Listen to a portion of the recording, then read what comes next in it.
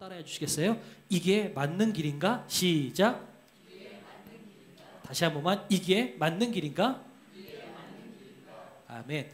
자, 요 하나님이 일하시게 하라라는 것은 결국 뭐냐면요, 내가 맞는 길을 가면 하나님께서 일하신다라는 거예요. 그러니까 결국 하나님이 일하시게 하라라는 뜻은 오늘 다른 제목으로 바꾸라면 올바른 길로 가라라는 의미가 담겨져 있습니다.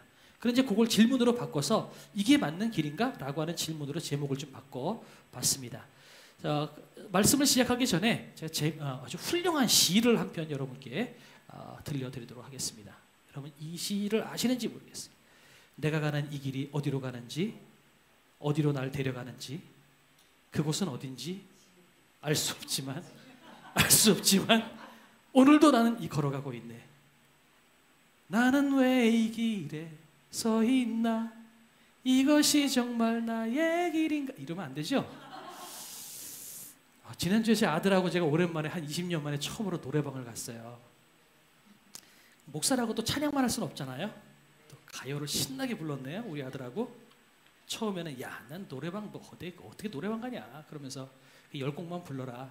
그리고서 5,000원 입금하고 노래 시작하다가 나중에는 야, 10곡 더 넣어라. 그래서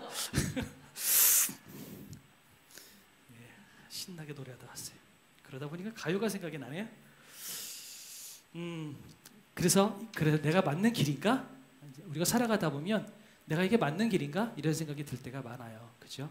특별히 잘 살고 모든 것들이 형통하고 잘 되면 좋은데 어려운 일이 많이 생기고 사는 것도 어렵고 막 힘들고 막 마음 아픈 일이 자꾸 생기면 내가 잘못 살아서 그런가? 내가 잘 가고 있는 건가? 이런 질문들을 할 때가 참 많이 있는 것 같아요. 그런 질문 앞에서 오늘 말씀이 어떤 답을 주는지 오늘 한번 찾아가 보려고 합니다. 그 전에 여러분께 요걸 하나 말씀을 드리고 싶어요. 같이 한번 읽어볼까요? 시작. 하나님이 옳은 일을 하시는 것이 아니라 하나님이 하시는 일이 옳은 것이다. 한 번만 더요. 시작. 하나님이 옳은 일을 하시는 것이 아니라 하나님이 하시는 일이 옳은 것이다. 이게 무슨 말이냐면요, 우리는 우리의 윤리나 우리의 이성으로 판단했을 때 하나님께서 옳은 일을 하실 것이다 라고 생각을 하는 거예요.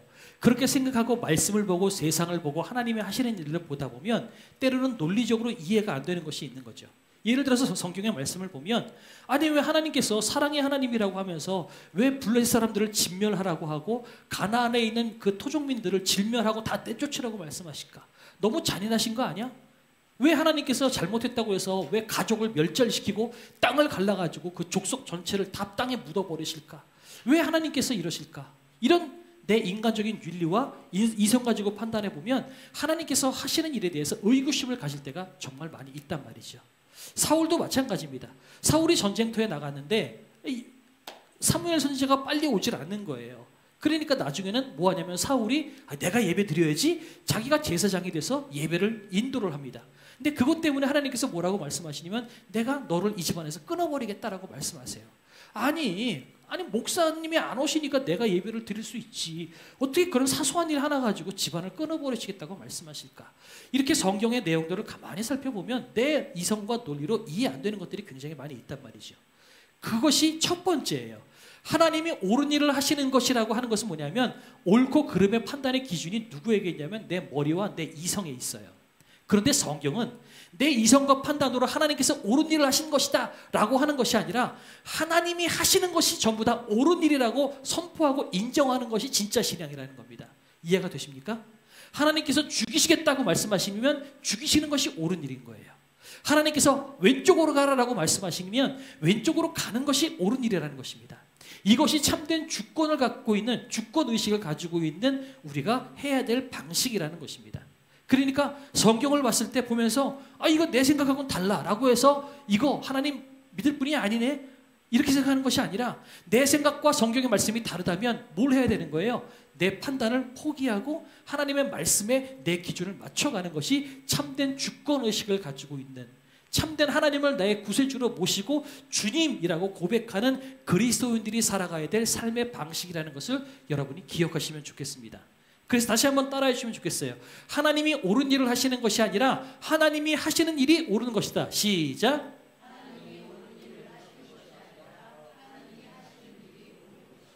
다음에 여러분 이것을 머릿속에 기억하시고 평생을 사셨으면 좋겠습니다. 오늘 본문은요, 다윗이 막 도망다니다가 엔게디 광야에 동굴 속에 숨어 있게 됩니다. 근데 그 동굴 속에 다윗이 숨어 있다는 이야기를 사울 왕이 듣게 되는 거죠. 근데 사울 왕은 요 직전에 어떤 일을 했냐면 블레셋과의 전쟁을 하고 돌아온 시간이에요. 그러니까 여러분 병사들이 블레셋하고 한참 전쟁을 하고 돌아왔으니까 뭐 하고 싶겠어요? 쉬고 싶죠. 힘들죠. 그런데 사울은 정상적인 논리를 가지고 있었다면 쉬자라고 이야기했을 텐데 사울은 병사들을 다시 이끌고 다윗을 잡으러 갑니다. 여러분 사울이 다윗을 잡으러 간다고 이야기했을 때 그 사울의 결정에 누가 동의를 할 수 있었을까요? 어느 누구도 인정하거나 동의하지 못했을 것 같아요. 근데 사울은 합니다. 여러분 이게 이따가 말씀을 드리겠지만 사람의 초점이 잘못되면요 모든 사람이 아니라고 하는데도 고집불통으로 그 길을 걸어가는 사람들이 있는 거예요. 언제가 제가 새벽기도 때도 말씀드렸는데 가끔 전철을 타다 보면 연세 많으신 분인데 정말 모든 사람들이 막 손가락질하고 막 혀를 끌끌 차는데도 불구하고 당신 고집을 가지고 소리치시고 막 행동하시는 분이 가끔 계세요. 그런 분들 보면 어르신임에도 불구하고 존경하는 마음이 잘 안 들어요. 저분은 평생을 저렇게 사셨겠지? 모든 사람들이 혀를 끌끌 차는 저 말도 안 되는 논리를 가지고 평생을 저렇게 사셨으니 저분 주변에 얼마나 많은 사람들이 힘들었을까? 뭐 그런 생각을 가끔씩 하게 돼요. 그런 것처럼 이 사울이 그런 거예요. 모든 사람들이 손가락질하는데 사울은 나는 다윗을 죽이러 가야 돼. 병사를 끌고 가는 거죠. 자, 1절, 2, 3절인데요. 사울이 블레셋 사람들을 쫓다가 돌아오매 어떤 사람이 그에게 말하여 이르되 보소서 다윗이 엔게디 광야에 있더이다 하니 사울이 온 이스라엘에서 택한 사람 3,000명을 거느리고 다윗을 죽이기 위해서 3,000명을 데리고 왔대요. 다윗과 그의 사람들을 찾으러 들 염소 바위로 갈새 길가 양의 우리에 이른지 굴이 이른지라 사울이 뒤를 보러 들어가니라 다윗과 그의 사람들이 그 굴 깊은 속에 있더니 다윗이 엔게디 광야에 동굴 속에 지금 숨어 있는데 하필 사울이 그 동굴로 들어간 거예요. 뒤를 보러 들어갔다는 말은 여러분 사실은 여러분 응가하러 간 겁니다. 그렇죠? 여러분 이제 뒤를 보러 들어갔으니 뭐 해야겠어요? 바지를 내리고 엉덩이를 깎겠죠. 여러분 볼일을 보고 있을 때 누가 뒤에 건드리면 여러분 방어할 수 있어요? 안 되죠. 힘이 들어가죠. 끊어지죠. 뭐가 나오다가. 여러분 이게 엔게디 광야예요. 이게 엔게디 광야고요. 보시면 중간중간에 뻥뻥 뚫려진 데가 보이죠? 이런 동굴들이 되게 많이 있어요. 이런 동굴들이 있어요. 저 동굴 속에 한 곳에 지금 다윗이 숨어 있는데 하필 사울이 거길 들어간 거예요. 그렇죠? 그랬을 때 많은 사람들이 그렇게 이야기합니다. 왕이시여 기회입니다. 당신 때문에 다윗에게 이야기하는 거죠. 다윗이요 당신 그동안 고생했는데 지금 기회입니다. 사울을 죽이시면 이제 고생 안 합니다. 하나님께서 사울을 당신의 손에 붙이셨습니다. 그렇게 많은 사람들이 이야기하는 거죠. 그런데 한번 읽어볼까요? 시작.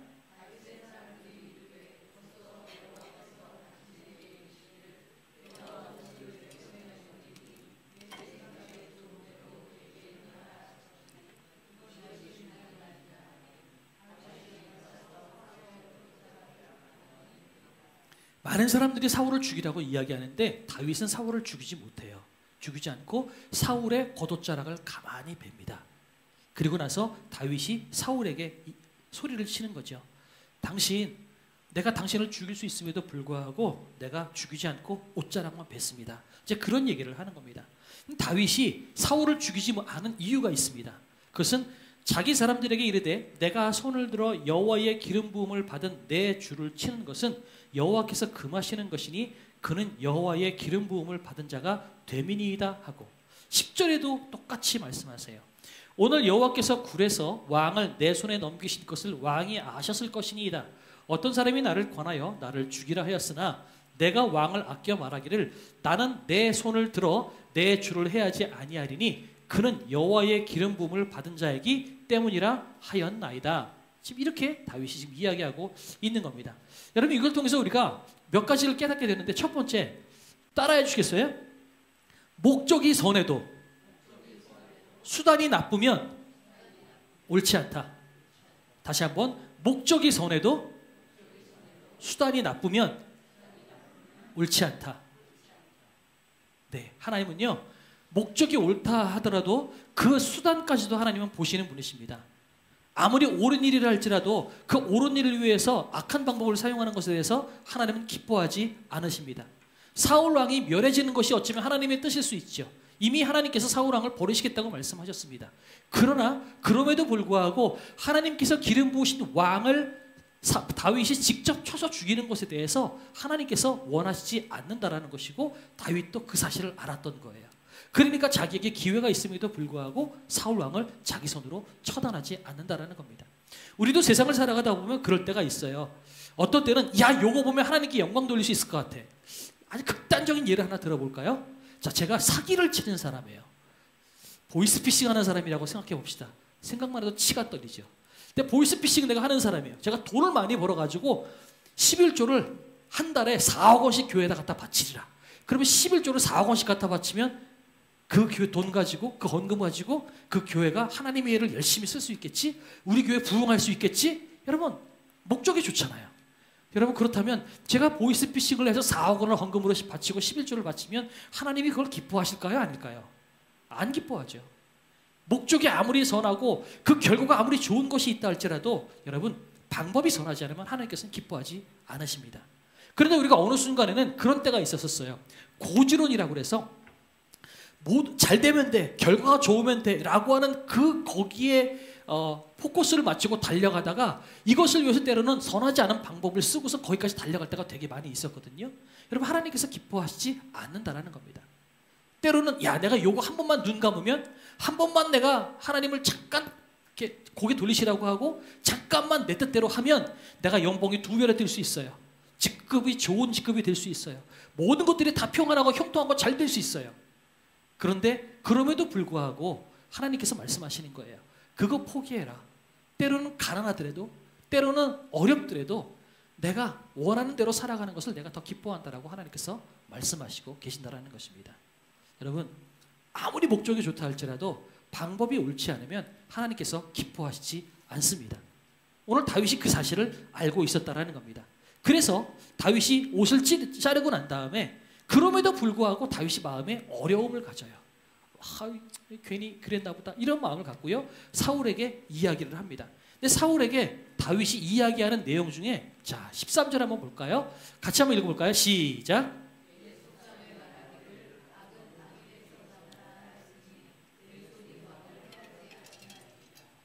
이 말은 뭐냐 쉽게 말씀드리면 악한 데서 악한 것이 나오는 겁니다. 내가 당신을 악하게 한다는 것은 내가 나쁜 놈이라는 뜻입니다. 그런데 나는 악인이 아닙니다. 나는 하나님의 자녀입니다. 때문에 나는 악한 일을 할 수 없습니다. 여러분 우리가 믿음의 사람으로서 이런 자존심이 좀 있었으면 참 좋겠다는 생각이 들어요. 비록 내가 돈이 없고 가난하고 때로는 너무 힘들고 외로워서 누군가에게 돈을 꾸는 삶을 살다 할지라도 우리가 하나님의 사람으로서의 자존심은 지켰으면 좋겠어요. 돈 많아서 높은 지위에 올라가는 악인으로 살기보다 때로는 가난하더라도 때로는 어렵더라도요 하나님의 자녀답게 선한 길을 가고 거룩한 삶을 찾아가는 그런 사람이 되었으면 좋겠어요. 다윗이 이야기하는 겁니다. 내가 당신을 죽일 수 있습니다. 당신을 죽이면 나 오늘부터 편하게 살 수 있습니다. 금방 왕이 될 수 있습니다. 하지만 나는 악인이 아닙니다. 때문에 나는 당신을 죽이지 않겠습니다. 이런 믿음의 자존심이 다윗에게 있었다는 거죠. 저와 여러분에게 믿음의 자존심이 있었으면 좋겠어요. 비록 내가 오늘 밥을 굽는다 할지라도 하나님의 사람답게 옳은 길을 가고 정직한 길을 걸어갈 수 있는 저와 여러분이 되면 참 좋겠다라는 생각이 듭니다. 다윗이 그렇게 이야기하죠. 그리고 14절에 이렇게 얘기해요. 이스라엘 왕이 누구를 따라 나왔으며 누구의 뒤를 쫓나이까? 죽은 개나 벼룩을 쫓음이니이다. 당신은 왜 나를 쫓으십니까? 나는 돌이켜보면 먼지 같은 존재입니다. 바람 같은 존재입니다. 죽은 개나 벼룩처럼 하찮은 존재입니다. 근데 왜 당신은 나를 쫓으십니까? 당신은 왕이 아닙니까? 하나님께서 당신을 세우셨고 당신의 삶을 하나님께서 인도하시는데 그러면 당신은 하나님을 쫓는 사람이 되어야지 왜 나 같은 자를 쫓는 자가 됩니까? 여러분 이것이 다윗이 외치고 있는 그 외침이라는 것입니다. 우리가요 시선이 잘못되면요 우리가 이렇게 부끄러운 인생이 되는 것입니다. 다윗은 이야기합니다. 하나님을 쫓는 인생이 될 때 우리는 자존감을 지킬 수 있고요. 자존심을 세울 수 있는 그런 사람이 될 수 있고요. 때로는 가난하고 어렵다 할지라도 하나님을 쫓는 인생이 되면 우리는 떳떳하게 살아갈 수 있어요. 그런데 그렇지 않다면요, 시선이 하나님에게서 벗어나서 다른 곳으로 시선이 가면 우리가 어떻게 되냐면 여러분 비루한 인생이 되는 거예요. 내 자리 누가 쫓으면 어떡하지? 나보다 잘난 사람이 있으면 어떡하지? 여러분 그러니까 괴로워지고 힘들어지는 거죠. 내 시선이 하나님께 포커스가 맞춰지지 않고 다른 데 포커스가 맞춰지면 이렇게 비루한 인생이 될 수밖에 없어요. 사울은 자기 시선이 하나님을 바라봐야 되는데 하나님을 안 보고 자기의 자리를 흔들 것 같은 다윗에게 시선이 가 있으니까 사울은 모든 사람들이 손가락질하고 아니라고 하는데도 불구하고 자기 고집대로 병사들을 이끌고 다윗을 죽이기 위해서 달려왔다는 겁니다. 다윗도 이야기해요. 아니 왜 죽은 개나 벼룩 같은 나를 쫓으십니까? 모든 사람들이 그렇게 이야기하는데 유독 사울만큼은 그걸 깨닫지 못해요. 왜요? 시선이 잘못됐기 때문에. 우리가 하나님을 바라보는 인생이 되었으면 좋겠어요. 우리가 하나님께 시선을 두고 하나님께 마음을 쓰는 인생이 되지 못하고 세상의 시선을 두고 세상의 마음을 쏟는 인생이 되면 우리의 인생이 이렇게 비루한 인생이 된다는 거죠. 여러분 권면드리고 싶습니다. 가능하면 돈도 많이 벌고 높은 자리에 올라가서 하나님을 또한 쫓고 하나님을 찾아가는 그런 인생이 되면 좋겠죠. 그러나 만약에 이 선택의 기로에 서는 상황이 생긴다면 권면드립니다. 가난하더라도 하나님을 쫓는 인생이 되십시오. 비루하게 돈 많이 벌고 손가락질 당하는 인생이 아니라 여러분 오늘 하루 밥을 굶는다 할지라도 하나님을 찾아가는 선한 길을 걸어갈 수 있는 그런 인생이 되기를 주님의 이름으로 축복합니다. 그래서 초점이 잘못되면 이렇게 비루한 인생, 어리석은 인생이 될 수 있다라는 것입니다. 그래서 결국은 다윗은 내가 당신을 죽이지 않습니다 라고 이야기하고 있는 거죠. 그 12절 같이 한번 읽어볼까요? 시작.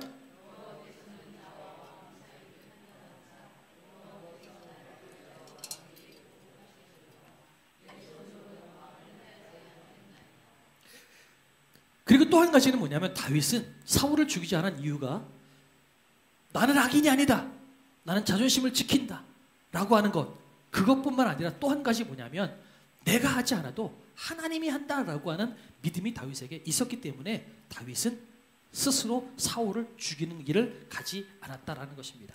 그래서 여러분 하나님께서 일하실 것을 기대하며 내 손을 내려놓으십시오.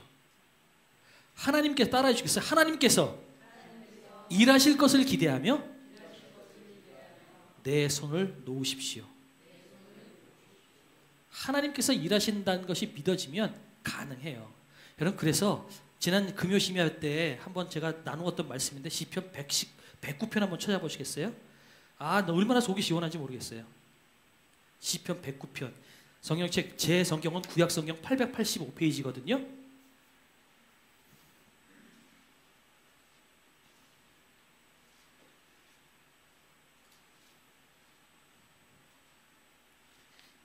다윗이 한 기도거든요. 이런 기도가 가능한 거예요. 얼마나 좀 속 시원한지 몰라요. 여러분 속 시원해지기를 주님의 이름으로 축복합니다.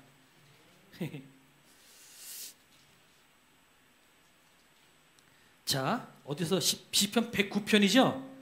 6절부터 13절까지 갈 겁니다. 6절부터 같이 한번 읽어볼까요? 시작. 악인이 그를 다스리게 하시며 사탄이 그의 오른쪽에 서게 하소서.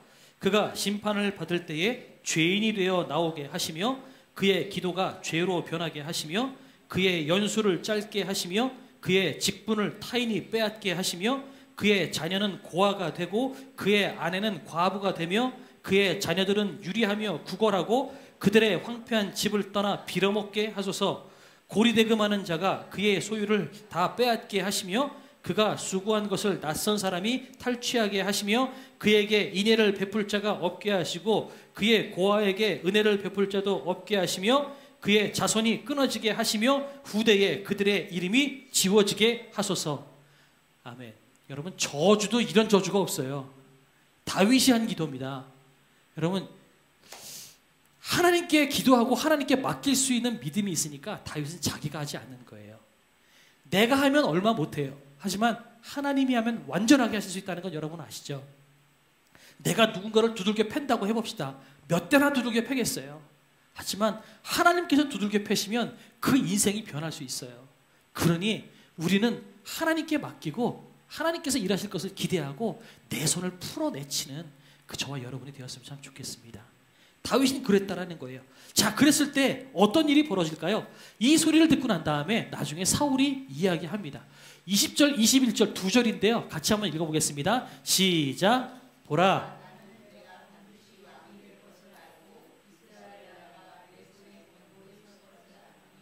그런즉 너는 내 후손을 끊지 아니하며 내 아버지의 집에서 이름을 멸하지 아니할 것을 이제 여호와의 이름으로 내게 맹세하라 하니라. 아멘. 사실 오늘 이 본문에서 다윗이 사울을 안 죽이잖아요. 그러면 우리 계산으로는 그 다음부터 다윗은 편한 삶을 살아야 돼요. 근데 사실은 26장, 27장 가면은 또 똑같은 일이 또 생겨요. 그러니까 그거 보면 우리는 이렇게 생각하는 거죠. 야, 그때 죽였어야 편한 건데. 그런 생각이 들잖아요. 우리도 그런 거예요. 하나님의 원하시는 길을 가고 하나님께서 말씀하시는 길로 간다고 해서 언제나 복받고 좋은 일들만 생기지 않는다라는 거죠. 어떤 때는 내가 예기치 못한 일들이 생기기도 해요. 그러면 우리가 어떤 고민이 되냐면 나 정말 잘 가고 있는 건가?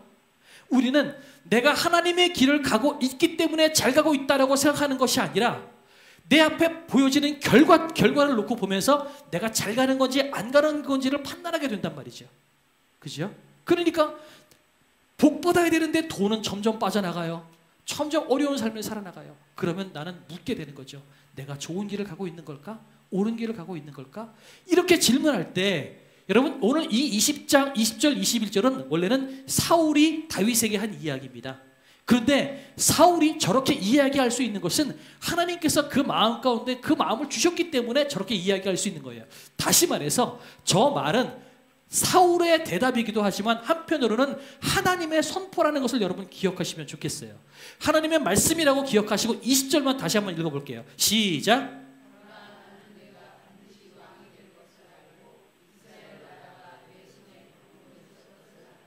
아멘. 자, 이 말씀은 뭐냐면요, 이겁니다. 하나님께서 지금 말씀하시는 거예요. 네가 옳다, 네가 맞다.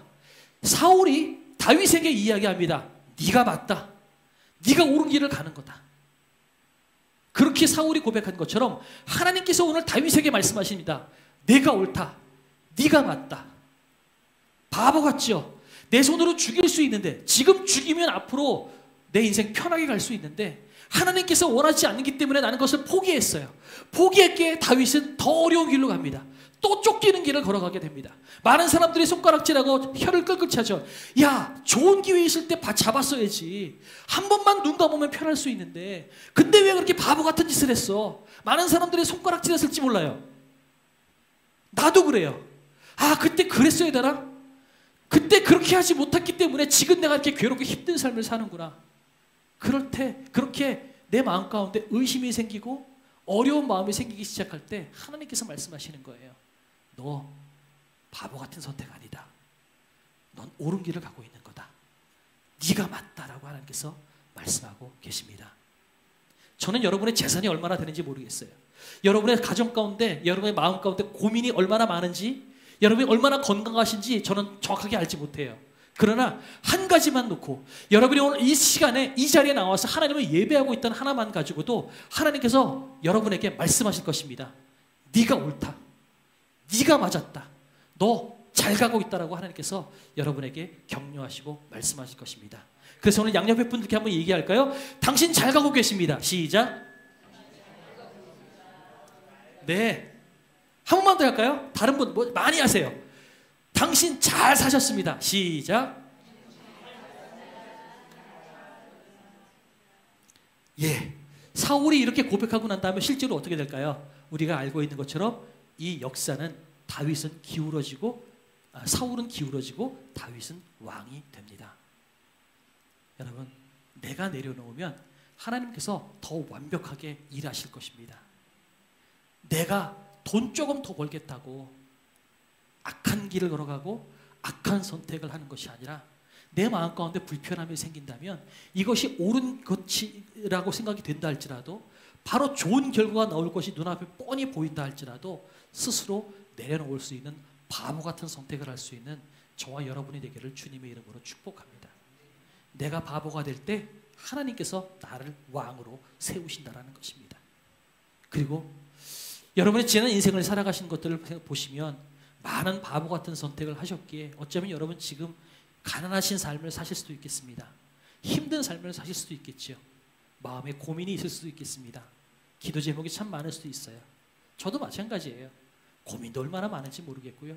그럴 때마다 마음속으로 생각하죠. 그때 그 선택을 하면 안 되는 거였는데, 그때 목사님이 뉴질랜드 가서 교회 개척하라고 그랬을 때 했으면 좋았을 걸. 예, 광림교회에서 예전에 그런 적이 있었거든요. 또 그때 돈 기가 막히게 많이 벌 때 그때 내가 목회를 하지 말았어야 되는데, 이런 바보 같은 생각들이 주마등처럼 스쳐갈 때가 참 많이 있어요. 어떨 때요? 오늘 내가 힘들 때. 근데 저는 하나님께서 말씀하실 것 같아요. 제가 언젠가 이 호흡이 끊어지는 날, 하나님께서, 예수님께서 나를 맞아주시는 그날 말씀하실 것 같아요. 야, 잘 살았다, 고생했다. 저는 여러분에게도 하나님께서 동일하게 그렇게 말씀하실 것입니다. 지금 힘들다고 여러분이 잘못 갔다고 생각하지 마십시오. 지금 괴롭다고, 어려운 일이 많이 생겼다고 여러분의 지나간 역사를 부정하지 않으셨으면 좋겠어요. 사랑하시면 좋겠습니다. 하나님께서 여러분에게 말씀하십니다. 네 길이 맞다. 너 그동안 잘 살았다. 앞으로도 계속 그렇게 살았으면 좋겠다. 돈 1,000만 원, 2,000만 원, 1억 원 이거 포기하더라도 네가 나를 위해 살았던 그 작은 선택들, 그 작은 길들이 얼마나 기쁘고 좋은지 모르겠다. 여러분, 하나님께서 말씀하시는 격려와 위로의 말씀을 들으시기 바랍니다. 하나님께서 말씀하십니다. 잘 살았다. 잘 살았다. 그리고 혹시 앞으로도 인생을 살아갈 때 혹시 내가 분내고 싶고, 내가 내 힘으로 뭔가를 하고 싶고, 내가 짓밟아 버리고 싶고, 내가 복수해 버리고 싶을 때에 오늘 다윗이 시편 109편을 통해서 했던 것처럼 하나님께 기도하고, 하나님께서 때려주십시오. 나는 때려봐야 힘도 없습니다. 하나님께서 때려주시고, 하나님께서 복수해 주시고, 하나님 내 속을 시원케 해주십시오. 그러나 내가 하진 않겠습니다. 왜냐하면 나는 악인이 아니니까요. 내가 하나님의 자녀니까 하나님의 자녀답게 말씀 앞에 그 모든 것들을 맡기고 나는 뒤로 물러서겠습니다. 하나님께서 해결해 주십시오. 그러면 이렇게 선포할 수 있는 저와 여러분이 되면 참 좋겠다라는 생각이 듭니다. 한 번 더 하나님께서 이제 여러분에게 말씀하신다는 그 마음으로 여러분 스스로에게 말씀하십시오. 내가 맞았다. 시작. 내가 맞았다. 나 잘 살았다. 네, 여러분 그동안 잘 사셨습니다. 내가 주님께 맡길 때 주님께서 모든 것을 하실 것입니다.